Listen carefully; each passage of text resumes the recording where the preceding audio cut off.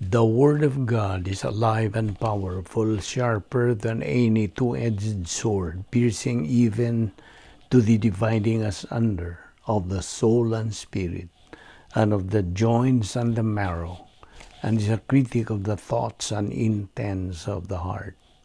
All Scripture is God-breathed and is profitable for doctrine, for reproof, for correction, for instruction in righteousness, that the man of God might be mature, thoroughly equipped unto all good works. Study to show thyself approved unto God, a workman that needeth not to be ashamed, rightly dividing the word of truth. 1 Corinthians 15:58. Always give yourselves fully to the work of the Lord, because you know that your labor in the Lord is not in vain. 1 Corinthians 3:7. As we labor in the Lord faithfully, we wait patiently on the Lord who makes things grow. Psalm 119:105. Your word is a lamp unto my feet and a light unto my path. Mark 13:10. And the gospel must first be preached to all the nations. Amos chapter 8 verse 11. Behold, the days come, saith the Lord God, that I will send a famine in the land, not a famine of bread, nor a thirst for water, but of hearing the words of the Lord. Romans 1:16. For I am not ashamed of the gospel of Christ, for it is the power of God unto salvation to every one that believeth, to the Jew first, and also to the Greek. Verse 17. For therein is the righteousness of God revealed from faith to faith, as it is written, the just shall live by faith. Matthew 9:37-38. The harvest truly is plenteous, but the laborers are few. Pray ye therefore the Lord of the harvest, that he will send forth laborers into his harvest. Galatians 6:9. And let us not be weary in well-doing, for in due season we shall reap, if we faint not. 2 Timothy 4:2-4. Preach the word. Be ready in season and out of season. Reprove, rebuke, exhort with great patience and instruction.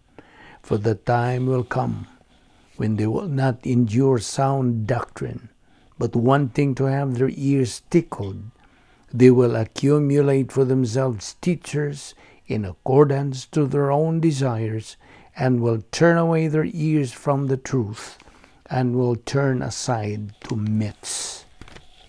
Before we start our Bible study today, gikinahanglan ng atong pagsusi kung napawagit tayo mga sala diha sa atong kalag.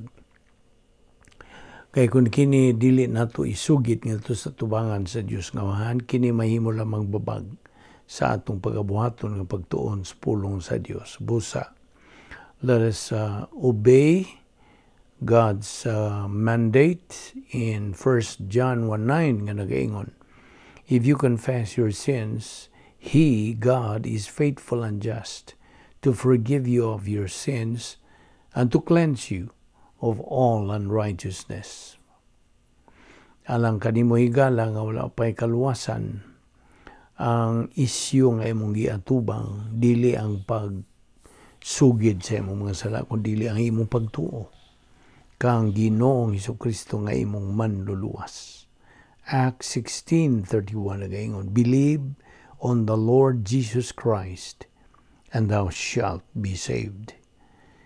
Busa, for the next few moments, mag-ampot sa hilom, agi o pangandam sa tong kaugalingon.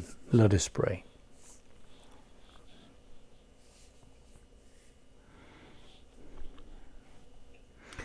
Bala na mga Dios, nagapasalamat kami kanimo unas tanan sa imong pagdala kanamo nining dapita na sa makaunsa pa.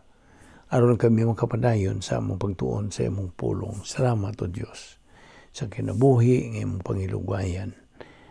Og tudloy pa kaming dugang sa imong mga kamatuoran ni ining adlaw, pinagis pagtudlo ka namos bala ang Espiritu Santo.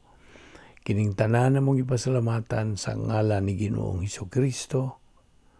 Amen. Well, maayong adlaw sa tanan na itong mga higala, itong mga subscribers who have been following our ministry for the last more than 3 years ning atong Vic Balbido Evangelistic Ministry through the YouTube. Okay. O ikaw na sayo naman nga the main thrust nini atong ministry is to spread the gospel of the Lord Jesus Christ, the good news of salvation, and the Bible doctrine, ang pulong sa Dios. Kamatuoran diha sa pulong sa Dios mao atong ginatun-an adlaw-adlaw. O ganiya pa kita magadupot nining atong tun-anan nga giuluhan og how to be truly happy in life. Kinsa may dili buot nga makatagamtam sa matuod yung kalipay. Kini gisangkap sa Dios. Ang Dios nagaandam na nining tanan sa kaniyang tungo pang tanan. Alang kanato ang mga magtotoo. Kung ikaw dili pa magtotoo, then you have to enter the protocol plan of God in order for you to make use of God's truth. Dili ka man makasabot sa pulong sa Dios kung dili ka pa magtotoo. So, gikinahanglan ang imong pagtuo una sa object of our faith. Kay ang kaluwasan usara man nga paagi. O kini gidisenyo, giandam na sa Dios sa kanyang tungwa pang tanan. Iyan na ning nasayran through His omniscience and omnipotence. Musa kitang mga magtutuo na karon nga nasuod naman ining protocol nga plano sa Dios. Gikinahanglan ang atong pagsunod sa kabubuton sa Dios aron kita makatagamtam nining atong tumong how to truly be happy in life. Okay? So kagahapon ato man tong gibiyaan tong pipila ka mga punto. This is still regarding the good news of salvation kay mao man kini ang atong giduputan karon agi og yawi nining tanan nga atong matagamtaman ng matuod yung matang sa kalipay. Samtang niya pakita nining magapuyo nining walog sa mga luha. Nga diin dumala kini, gitugutan man sa Dios nga mo dumala kini si Satanas, one of our enemies. In fact, it is God's arch enemy. Kini si Satanas kanhi Lucifer. Mo kita niya sa iyang teritoryo mga puyo. Mo nang gikinahanglan nga atong patalinghugan, atong tun-an ang mga paagyon sa nato pagpakigbisog niining usas mga espirituhan ng kaaway. Satanas ang kalibutan ug ang atong kinaiyang makasasala. The world, the devil, the flesh. Okay, now sa ako nang ginaingon nimo kagahapon mahitungod sa punto nga atong gihisgutan nga kung ikaw higala dili pa magtotoo mo nang ginganlan kanako og higala. I'm addressing you as a friend, not a brother yet. Dili ka pa nako igsuon not until mo dawat mutuo ka na sa kaluwasan nga gihatag gitanyag sa Dios kanato pinagi sa pagtuo lamang kang Kristo lamang. So higala ko nga dili magtutuo, tumuo ka kang Ginoong Hesus ug ikaw maluwas. Mga Buhat kapitulo 16 bersikulo 31. So gidapit ka sa Dios sa paghimo sa imong desisyon. Sanglit tingali ugma awahin na. Mao na nga kung nagadungog ka niining maong mensahe karon bahin sa kaluwasan, hinaot nakasabot ka og klaro niining gibuhat ni Ginoong Hesukristo dito sa cross. Alang kanato nga mga tao aron nga sa higayon nga ikaw mawa na nining kalibutan dili ka na moingon og pwede pa ba kung musaylo ani dili na. Di na gyud mahitabo.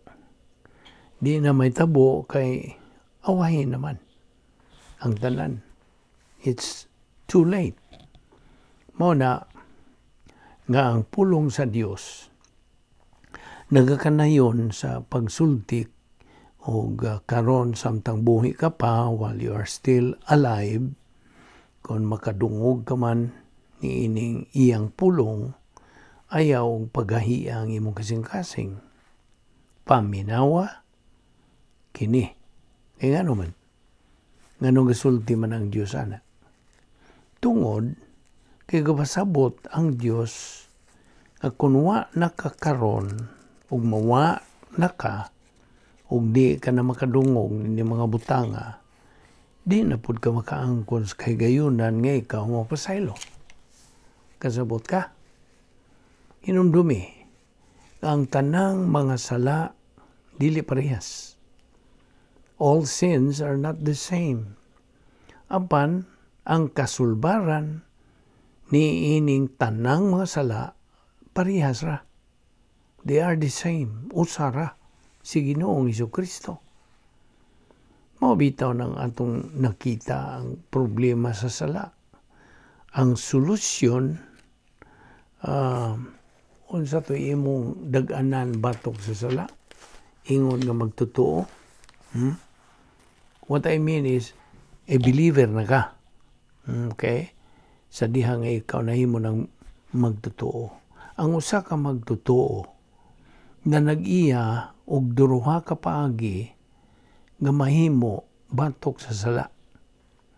Dili kay siya mismo ang mubuhat, kundili doon na siya sangkap nga magamit batok sa sala against sin.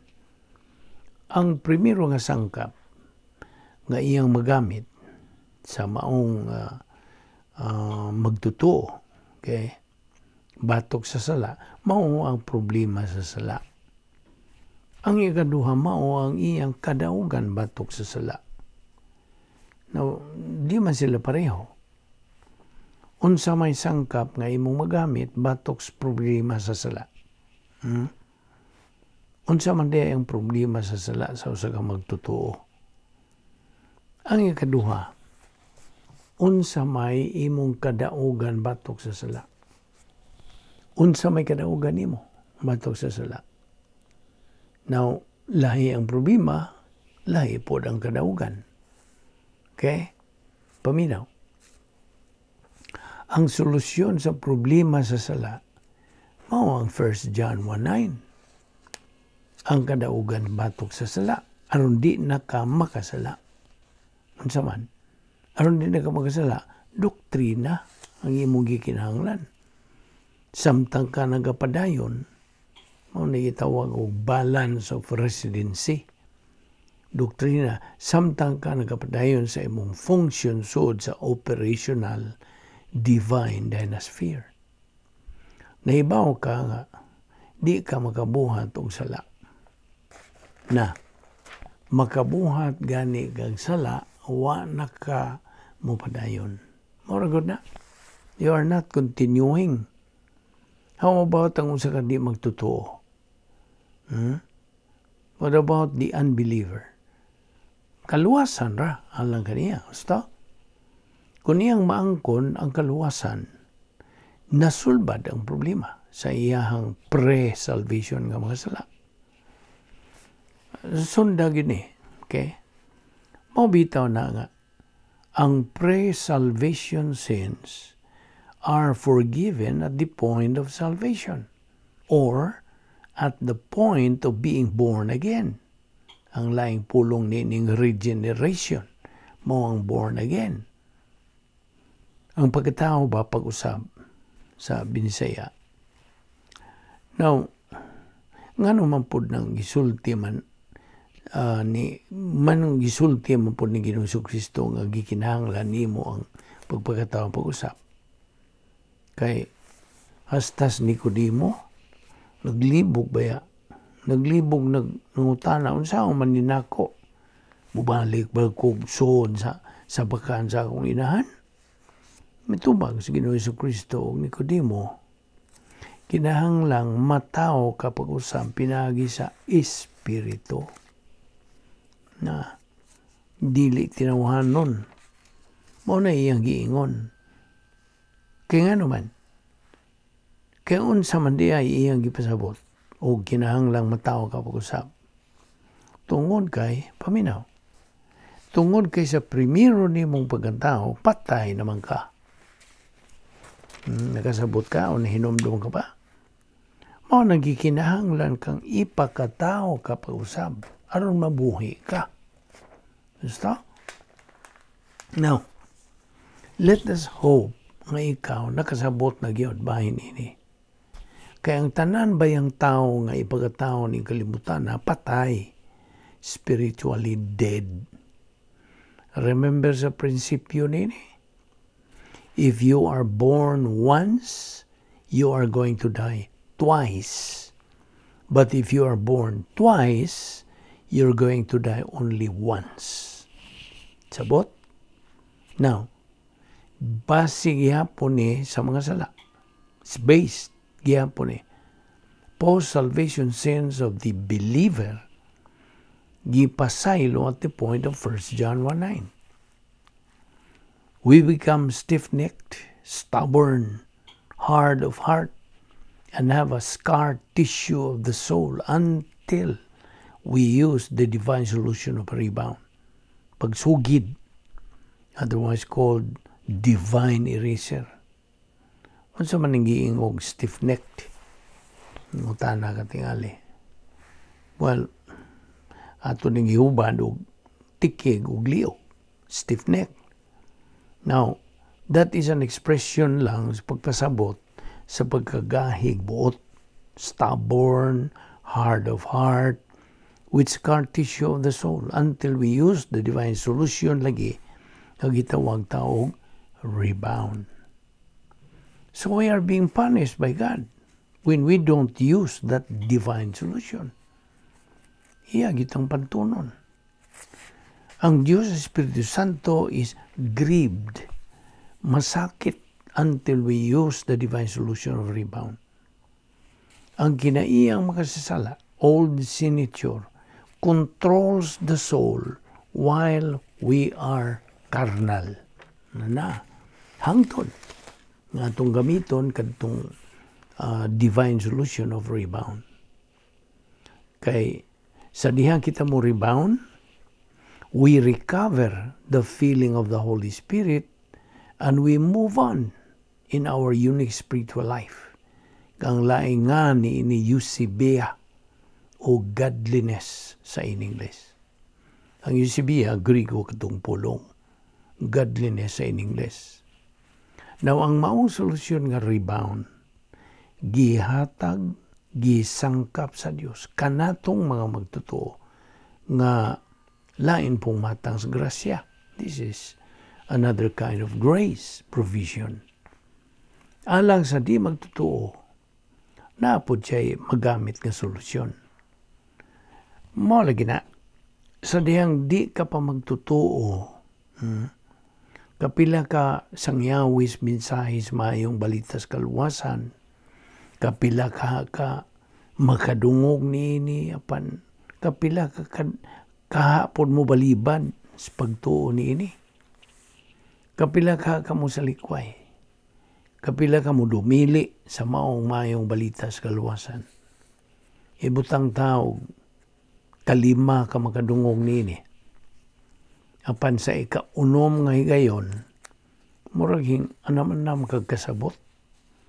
Og sa ikapito, nakasabot na yung kapagayo. Og sa katapusan, midawat ka sa maumayong balita og migamit ka sa imong pagtuo. Onya, naluwas ka. Sabot? Nan. Karon kay luwas naman ka, ibutang ta. Batasan man yun nimo ng pagkagahi og oo. Di, inikaluwas nimo, gahi na pud ka mo rebound. Mao nang latiguhon, latuson ka sa Dios. O kapito. Pag-abot si kawaw, usa ka pamoingon og, uy, nasayop man di ay ko da. Nan mo rebound nagyug ko. Moingon ka nga, mo rebound nagyug ko. No, dili pod ingon ana. Gihatag sa Dios ka ng rebound nga every time you remember you have committed some sins, i-rebound dayon ka na. Ayaw yung langan-langan pa. Unsaon mang gahi man kung ulo lagi. Mga po na imo balibad. Tingali mo ingon po ka na. Unsaon man.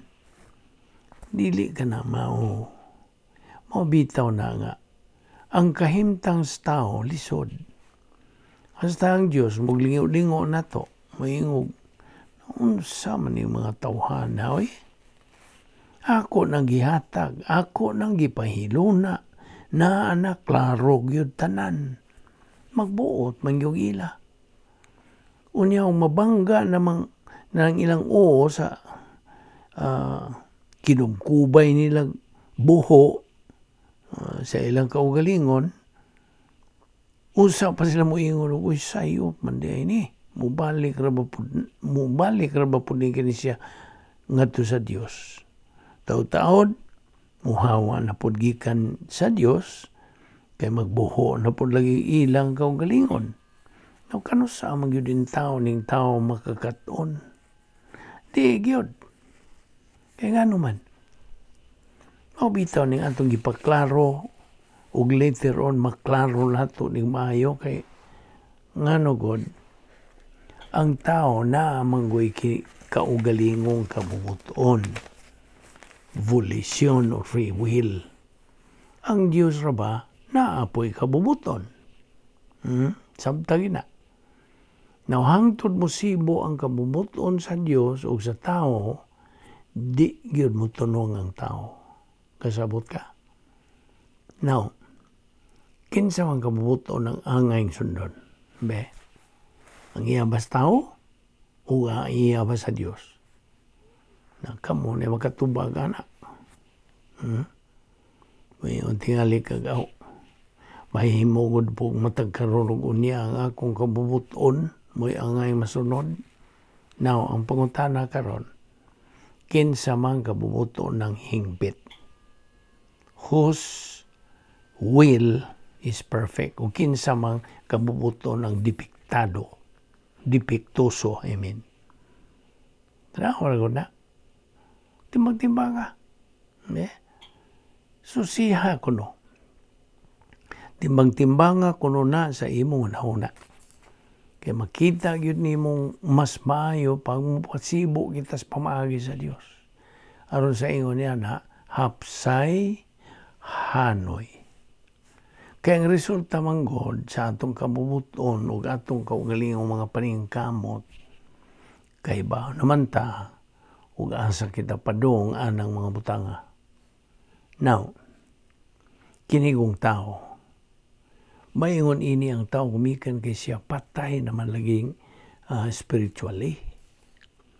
Ang dili magtotoo, an unbeliever, ang atong isgutan din niya, abiyod nimo, kitang mga tao, gipagkatao ta, patay kita spiritually. Ang buot ipasabot ana, ang Biblia nagasulti og kita patay diha sa atong mga sala. We were dead in our sins. O gumika niya na, unsa man yung mga sala nga mao'y nakahimo natong spiritually dead. Unsa man. Be? Unsa man yung mga sala. Unsa man din ang atong kahimtang nga namatay man ta spiritually. Na-review ni. Now, dunay tulo. Unas tanan na aning gitawag og imputed sin. Ikaduha, na gitawag og inherent sin. O ang ikatulo, na ana, antong tagsa-tagsaon ragod ni, ari sa ta sa primero, unsa maning imputed sin. Unsa may binisayag imputed. Gipasangil, imputed sin. The entire human race was counted guilty when Adam sinned and resulted in spiritual death. Na, mubalik na punta. Kinsa may primerong gibuhat sa Diyos. Mga na. Wa patang mga tao, diha nag mga manulunda, mga anghel ba? Kay mga anghel ang unang gibuhat sa Diyos. Okay?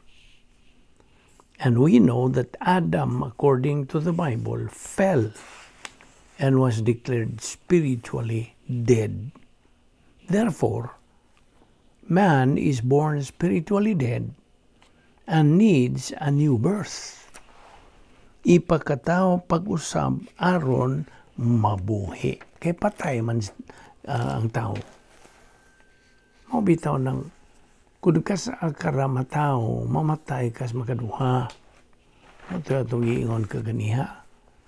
Kaysa pagkatao na lang nimo, patay ka na mangdaan. Sabot? Si Adan mao ang nagpasanay sa sala. In Adam, we are counted guilty. 1 Corinthians 15:22, Romans 3:23.